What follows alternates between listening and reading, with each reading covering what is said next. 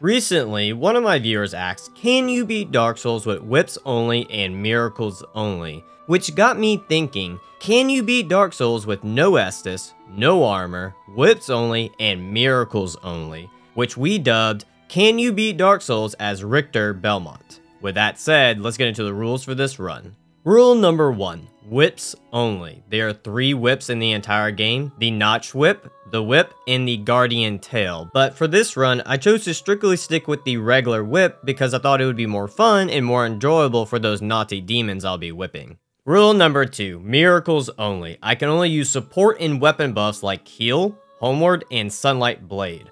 I cannot use offensive spells like Lightning Spear, Wrath of God, or Emit Force. I chose to do this because I wanted my main source of damage to be the whip.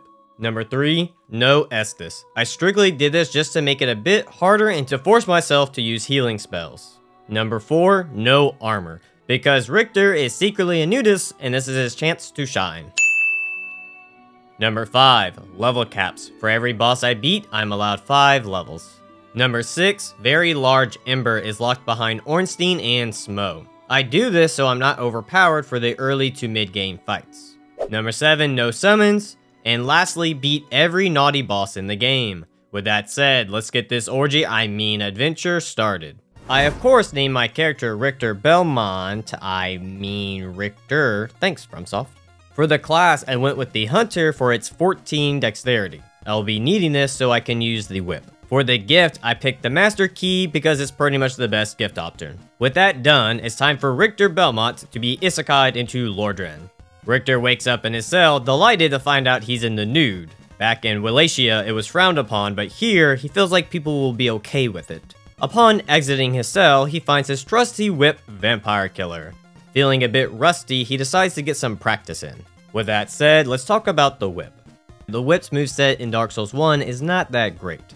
Both in single-handed and two-handed, the whip only has one attack animation. For the single-handed attack, it just has a vertical attack, and for the two-handed attack is a horizontal attack. It does not have any follow-up moves, it will just repeat this one animation each time. Hell, the fist even has more animation than this. The whip's heavy attack is really fancy, it's like an Indiana Jones move, but pauses for a bit too long. Interestingly enough, the whip has a roll attack. After rolling, you can do this short but quick vertical attack, which is actually quite useful in most cases, but the most useful attack is the running attack. This by far does the most damage. Unfortunately, I did not find this out until much later in the run. The whip's jump attack is okay, mostly useful for hallways since it doesn't bounce off walls for some reason. So, can the whip backstab? No. Can the whip riposte? No. Can the whip parry? Yes, interestingly enough it can. And lastly, can the whip plunge attack? You'll have your answer shortly, but first, let's get back to Richter. After getting back into the groove of things, Richter came across a dying knight that kept babbling about something and tried to give him a weird drink, but he was taught not to take drinks from strangers and just threw it away. Right before leaving, the man gave him a list. The list shows 26 naughty individuals who need to be punished, and in excitement to start whipping some naughty cheeks, Richter ran off a ledge.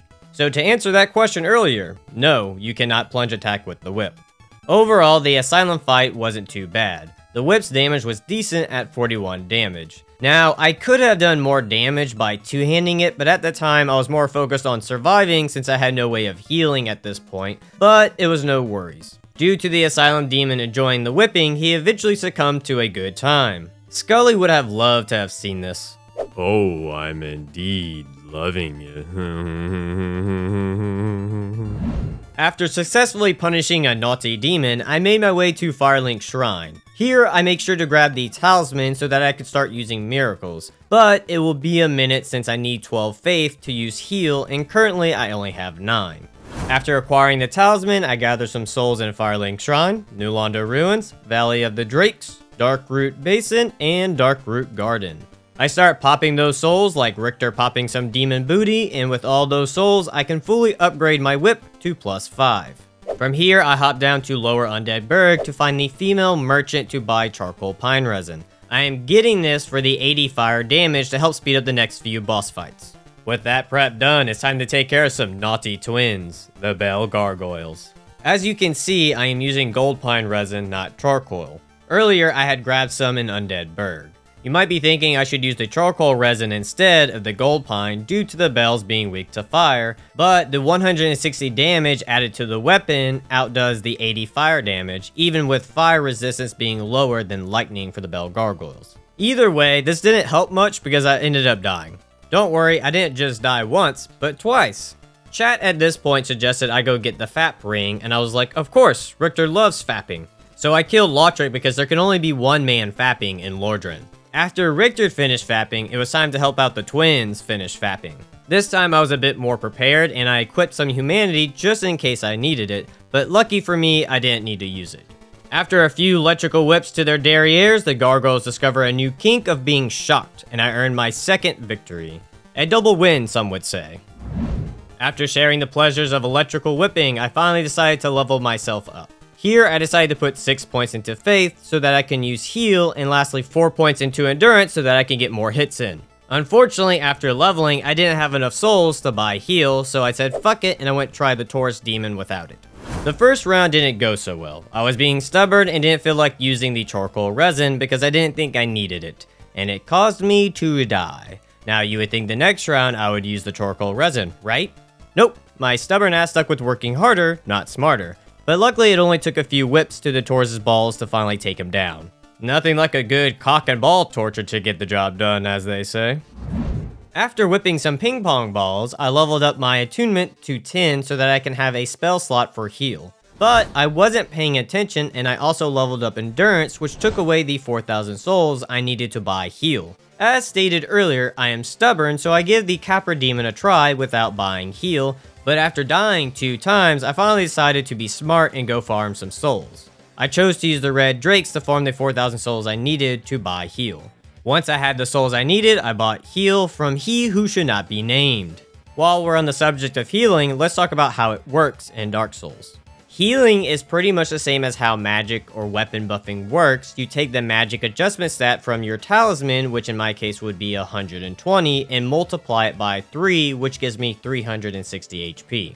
Now what I should have done to have a bit more healing early on was buy the Thorlin talisman from he who should not be named, which has a static 165 magic adjustment stat. But I was not aware of that at the time, and I have a tendency to just wing my runs because I find it a bit more fun and interesting this way. So after purchasing heal, I make my way to the Capra Demon. Something I learned from my last 2 attempts that I was hitting the wall with my whip due to the wall being on my right side and my whip being in my right hand. So I decided to put the whip into my left hand so that it would not hit the wall when attacking the dogs. And when you look at that, it worked out.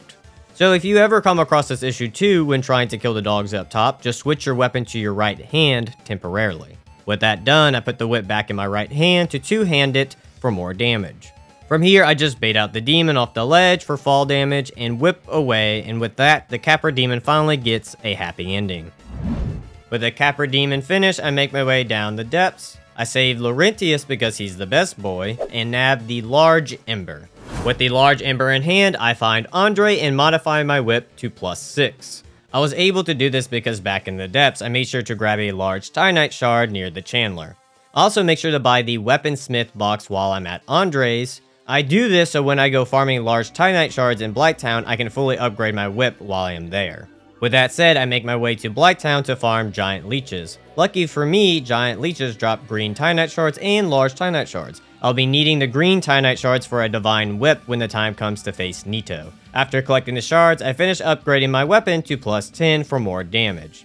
At this point, I would normally go get Power Within, but since this is a miracle only run, I will not be able to use it since it's a pyromancy skill. Once I was done preparing it, it was time to teach a naughty spider woman a lesson. Quelaag wasn't too hard to deal with. The biggest issue was my damage. Even with +10, I was only doing 72 damage while two-handing, which is my fault because I neglected the dex stat so far. As you can see, I only put 1 point to dex at this point. But it's okay because I will neglect it until Ornstein and Smo, and we will talk more about it then. So the real challenge for this fight is time. But what you didn't know was that on the naughty list, it said that Quelaag has been extra naughty this year, so she will need some extra spankings, I mean whippings. Lights, please. Oh my. Scully? After turning that spider booty more red than it already was time to visit her brother. Gotta keep it in the family, as they say. He kind of finished a little early, but don't you dare judge him. This happens to all guys from time to time. After that quickie, I navigated to Sin's fortress, taught a giant that he shouldn't throw fits or he'll get a whipping, and decided to take on the Iron Golem. The Iron Golem was a bit tricky since the whip doesn't do so well when it comes to armor, and it doesn't help that I still haven't put any points into dex. I was pretty close on the first round, but sadly died, but fortunately for me, round 2 was much better. I decided to be a bit more aggressive this time and go for the knockdown, but unfortunately never got him to fall off the ledge. Either way, after showing the Iron Golem the joys of being whipped, he finally goes down for a nap. With the golem sleeping, I navigate my way through Anor Londo to Gwendolyn's bedroom. Here, Dennis from chat told me if I jump on the Gwen statue and quit out, it would make the statue disappear. So I decided to give this a shot and see if it would work, but at first it wasn't going so well, and I was starting to doubt if it was even possible at this point. But after a few more tries, I was finally able to pull it off. Shame on me, I should have never doubted Dennis. Now, some of you will say this is a glitch, and I would agree with that. But I hate going to get the ring in the catacombs, so I'm okay with this. Unlucky for me, Miyazaki was watching and made sure I died. Multiple times. And upon each death, I had to do the jump skip again. I got pretty good at it after the 4th time, but finally I was able to punish the naughty child and put him in a permanent timeout. Now the reason I came to Gwendolyn first instead of Ornstein and Smo was to get the Sunlight Blade, which you have to kill Gwendolyn to get. The reason for the Sunlight Blade is it will add 1.8 times my magic adjustment stat to my current damage, and will give me lightning damage, which a good chunk of bosses left are weak to. With that done, it's time to visit the naughty couple, Ornstein and Smo. So up until this point, I had been putting most of my points into Faith to help with the Sunlight Blade scaling, but it didn't do as much damage as I was hoping it would do for this fight. I knew Ornstein and Smo had pretty good resistance to lightning, but didn't think it was this good. Well, Ornstein at least, Smo not so much. My plan was to take out Ornstein first, but after a few tries with very low damage, I decided to go after Smo. Funny enough, in general, Smo takes more damage from the whip than Ornstein, which led me to making it to Ornstein's second phase. Now, the issue here is I do not know Ornstein's second phase, which led to me dying a lot. So after suffering for a while and chat begging me to go level up some more, I decided to save this fight for later. So at this point, I had 5 options to pick from: Gaping Dragon, Sif, Stray Demon, Moonlight Butterfly, and Priscilla. I decided to go with the Stray Demon because I knew the Sunlight Blade would just melt his HP, and sure enough, I was right. The Stray Demon has a very low resistance to lightning, so the fight didn't last long. Yes, whip him just like that. Just like that. With the Stray Demon defeated and weirdly feeling violated, I decided to take on Moonlight Butterfly. I was a bit worried about Moonlight Butterfly at first because when getting hit by her, it's a bit hard to heal even with Estus, and with only using healing miracles, which are slower than Estus, had me a bit worried, but I was worried for nothing. Since I was level 45 at the time, my magic resistance was pretty high, so the damage wasn't bad at all. After a godly amount of time, the Moonlight Butterfly finally came down for a whipping. Slowly but surely finishing off this naughty list. After taking out a naughty butterfly, I heard from some mushroom children about a naughty pooch nearby that needs a good pounding. So Sif is pretty scary for no armor runs since I take a lot more damage from slashing attacks. But lucky for me, I can just hide underneath Sif's bosom for comfort. So the strategy was simple: chase Sif down and hide underneath her, whipping away with my cool lightning whip. But, like all naughty pooches, they can only handle so much pounding before they inevitably go down. After teaching that naughty pooch a lesson, I figured I'd go teach another naughty girl a lesson. But on my way to Priscilla, I came across a fellow adventurer. We shared stories of slaying giant beasts and demons with our mighty whips. But alas, our time was short, and the fellow whip lover had to go back to his own time. Goodbye, friend, and may the whip be with you. After that lovely bromance, I made my way to the painted world of Ariamis to teach a naughty little half-breed a lesson in showing her feet. Look, Priscilla, you could be making so much money by just showing your feet on OnlyFans. The numbers just don't lie. Alright, I see your point. After failing to get Priscilla to be my sugar mommy, I was left with no other options but to whip her booty. It's okay, she secretly likes it. With Priscilla finally being satisfied, I'm finally ready for a threesome. Now being level 57 and having my dex at 29, I'm finally doing some decent damage to Ornstein, but doing massive damage to Smo. This definitely made the fight easier, but it did not make it a cakewalk. I didn't have any trouble getting to Ornstein's second phase, I just had trouble with Ornstein's second phase. I knew I needed to stay close to him, but 3 of his attacks would get me from time to time. His hopping sweep attack, his grab attack, and his butt slam attack, except this time, I have no clue why he started pegging himself. Really, his butt slam is the trickiest, the other 2 can be easily avoided by rolling between his legs, or just standing between both of his legs. To avoid his butt slam attack is easy, you just roll back 2 times and you're good to go. But when you get in the habit of moving forward and rolling forward, you end up dying more times than you like. But after 10 deaths, I finally got his pattern down and was finally able to beat him. After surviving that rough threesome, I am obligated by FromSoft themselves to show titties for at least 5 seconds. I wanna see your titty breasts. Could you please pull them out? Alrighty. Obligation finished, time to move on to the next naughty individual. And who would that be? Oh, Pinwheel. Great. And that was Pinwheel. Hardest fight of my life. Glad y'all were there to witness this spectacular fight. After defeating the hardest boss in the game, I find my dear friend Scully and rescue a maiden in distress. Now I thought Rhea sold her talisman, I was completely wrong about this. You actually have to kill her for it, or do her side quest, and killing her is the easiest option. The reason I wanted her talisman is because it has one of the highest magic adjustment stats for talismans, and I can use the extra healing power and damage output. Could I have gotten Solaire's talisman or Gwendolyn's? Yes, but I didn't want to kill Solaire, and I didn't feel like farming for Gwendolyn's Covenant. With that said, I pick up the very large Ember and some Titanite chunks in New Londo Ruins, and afterwards I killed some Black Knights for the chunks to upgrade my whip to plus 15.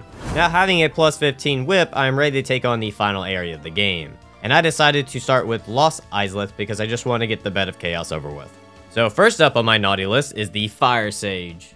As we all know, the Fire Sage is a bit kinky and likes having his ass eaten out, so it's not too surprising he also likes being shocked and whipped at the same time. But with that said, the Fire Sage easily... What the fuck? Who turned off the lights? Hey, big boy. Scully, no, that's me! After a 3-way I did not ask for, it's time to take on the Centipede Demon. So to get the orange tarred ring, I have to break the Centipede Demon's arm, which is surprisingly difficult with the whip. You would think it would be easy with the bit of range that it has, but sadly, it does not help. It took me a few minutes before I was finally able to get the ring, but once I had it, I taught this naughty boy a lesson he'll never forget. After giving the Centipede Demon PTSD, it's time for the Bed of Chaos. Did you know there's a theory that the 2 barriers are the Witch of Izalith's other 2 daughters that were near her during the accident? So I get to tap a mom and her 2 daughters all at the same time. Alright. Oh dear god, I've been spending too much time with Scully. With the Bed of Chaos and her daughters tapped out, Richter ended up having too much to drink and found himself in jail. Must have taken after his great-great-great-great-grandfather, Trevor Belmont. After escaping jail, Richter found out about the tentacle mommies and vowed he would satisfy every single one of them. I mean punish every single one of them. Well, one and the same at this point, right? After giving all the tentacle mommies a happy Mother's Day gift, he ended up stumbling into Seath the Scaleless Den. I was pretty happy at first at the beginning of the fight because I thought I finally made it into the fight with no giant clams, but sadly I was wrong. No worries, Seath and I tag teamed it. After that shared experience, Seath and I proceeded to have our tips touch until my tip was the last one standing. After defeating Tentacle Mommy's daddy in a sword fight, I decided it was finally time to take on the Gaping Dragon. The Gaping Dragon isn't hard, you just have to whip the clit a few times and she goes down. If only it was that easy in real life. After taking down that giant pussy, it's time to take on a little pussy cat. Loopholes, YouTube, loopholes. The Sanctuary Guardian was weirdly tough at the beginning. He normally doesn't spam his range attack this much, which caught me off guard and caused me to die. Luckily, the next time around he decided to actually chase me instead. Overall, the plan was simple. Take out his tail so he can't hit me with it, and then proceed to whip the pussy cat into submission. After satisfying another pussy, I talk to Elizabeth and accept her request. I do this because when I beat Mana, she'll give me 3 Elizabeth mushrooms. I want Elizabeth mushrooms for the 4 Kings fight and Gwen. Having that 100 HP healing per second for 30 seconds helps out a lot. Once done chatting, I buy some gold pine resin to help with the next few boss fights. On the way to Artorias, I pick up an Elizabeth mushroom and then proceed to take on Artorias the Abyss Walker. Artorias is known for being a really hard boss, but funny enough, when you learn his attack patterns, he becomes one of the easiest. I almost no-hitted him, if you can actually believe that. But due to some bad timing on my behalf, I got hit twice. But after that, I didn't have any issues with him. Unfortunately, I cannot kill Artorias fast enough with the Sunlight Blade before it runs out. But this is where the gold pine resin comes in. It takes my 185 damage to 201. This might only be 16 extra damage, but it will add with each hit to make this fight go by faster, and with that, the naughty boy Artorias goes down on the first try. After that easy win, I was feeling confident and rushed straight to Calamite to get revenge on him from my last challenge run, and I almost had him too. I was literally one hit away from winning when this happened. As much as I wanted to be mad, it was on me for losing. I didn't roll or run to dodge his dive bomb attack, and for his tail swing, I was just spamming roll instead of seeing what move he was going to do next, but to say I wasn't frustrated at the time would be an understatement. Now you might be wondering why I haven't talked much about healing with miracles so far, since they are objectively harder to use than Estus or Humanity. Well, I just didn't have any issues with it, to be honest. Calamite was actually the first boss that I had issues with healing, which took some trial and error to find the right time to heal, but in the end I figured it out. Really, there are only 3 times you can heal: after his dive bomb attack, his massive AoE fire breath, and right after he charges away.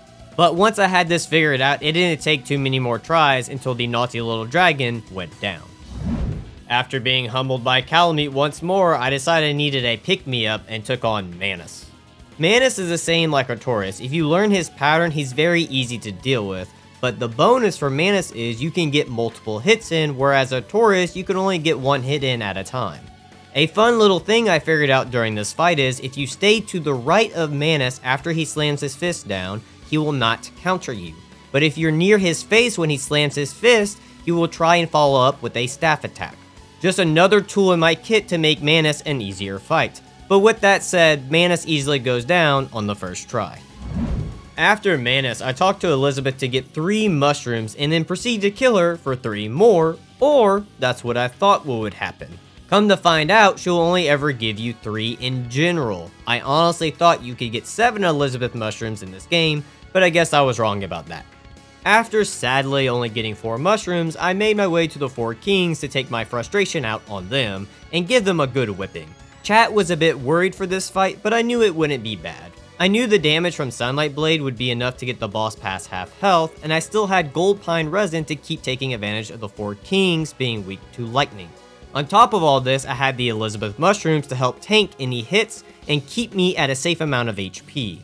With all these things, I was easily able to first try the 4 kings.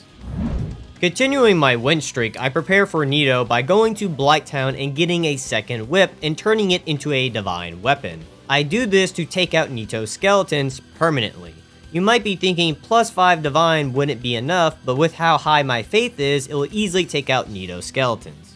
After that prep, I find Nito, whip his skeleton guards out of existence, and proceed to give Nito a good whipping, showing him I'm the new daddy of the underworld now. With Nito put in his place, that only leaves me one last boss, Gwyn, the Lord of Cinder.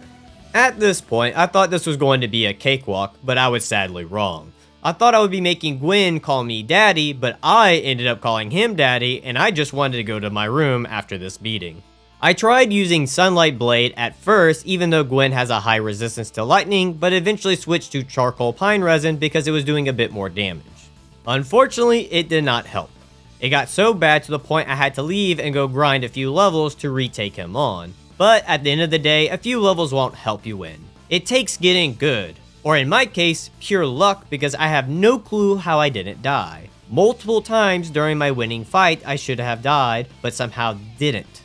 It wasn't my cleanest Gwyn fight, but with sheer luck and the power of nudity on my side, I finally defeated Gwyn, the Lord of Cinder, aka Daddy. So, can you beat Dark Souls with no Estus, no armor, whips only, and miracles only? AKA, can you beat Dark Souls as Richter Belmont?